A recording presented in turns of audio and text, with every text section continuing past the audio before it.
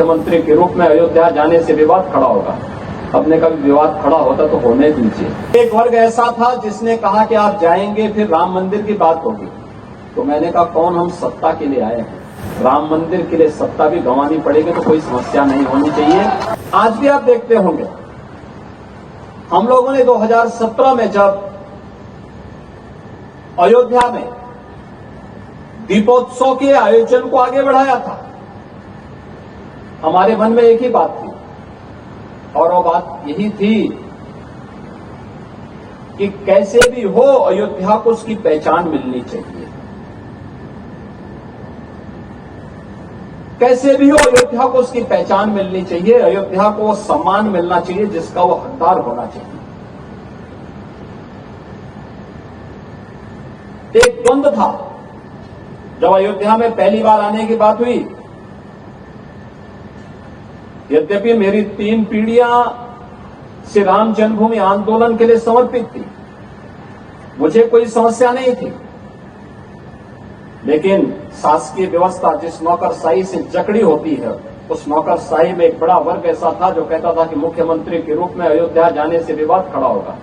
अपने का भी विवाद खड़ा होता तो होने दीजिए, लेकिन अयोध्या के बारे में कुछ सोचने की आवश्यकता है।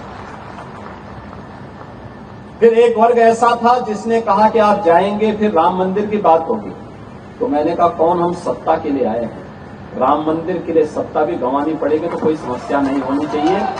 और हम लोग उस समय फिर इस कार्यक्रम के साथ जुड़े। मैंने से 19 अवस्थी से कहा, मैंने कहा बस चुपचाप जाकर के देखो दीपोत्सव का कार्यक्रम कैसे हो सकता है। और वे यहां आए, उन्होंने यहां सर्वे किया, उन्होंने कहा दीपोत्सव का आयोजन होना चाहिए। मैंने कहा मैं जाऊंगा, दीपोत्सव करते करते बीच में फिर राम मंदिर की बात उठेगी तो इसको क्या करेंगे।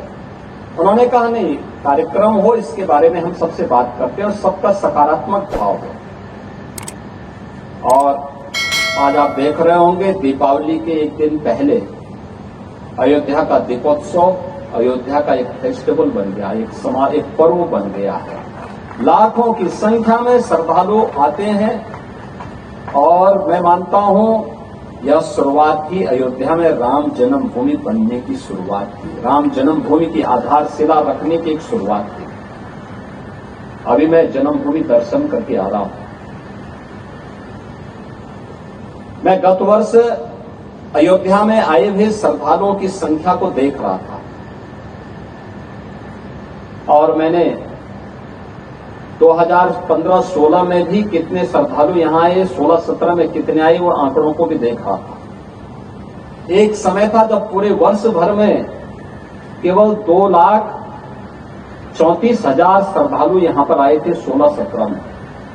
और मैं गत वर्ष के आंकड़े देख रहा था, गत वर्ष अयोध्या धाम में श्रद्धालुओं की संख्या आई थी 16 करोड़। आप अनुमान करिए क्या 2,34,000 और 16 करोड़ में कोई अंतर ही नहीं है। अभी आप देख रहे होंगे लाखों लोग अयोध्या में आज भी दर्शनार्थ आए थे। लोग चाहते थे, लेकिन लीडरशिप का अभाव था, लोग उसको आगे नहीं बढ़ने देना चाहते थे, सही जानकारी और सही तथ्यों को सामने नहीं आने देना चाहते थे। लेकिन हम सब आभारी हैं प्रधानमंत्री मोदी जी के, जिन्होंने विरासत और विकास को एक साथ जोड़ करके भारत की परंपरा को उस गौरव के साथ आगे बढ़ने के लिए प्रेरित किया। और मुझे लगता है कि आज के दिन पर वह लेखनी का आधार बनना चाहिए, क्योंकि जो लेखनी आज होगी वह आने वाली पीढ़ी के लिए धरोहर बनेगी, आने वाली पीढ़ी के लिए एक प्रेरणा बनेगी। कैसे भारत का नेतृत्व बदलने के साथ ही भारत एक नए भारत के बारे में सोचने लग गया, एक भारत श्रेष्ठ भारत के बारे में सोचने लग गया। एक समय था जब भारत का वासी अपने आप को भारतीय कहने में थोड़ा संकोच करने लग गया था। उत्तर प्रदेश का वासी अपनी पहचान को छुपाता था।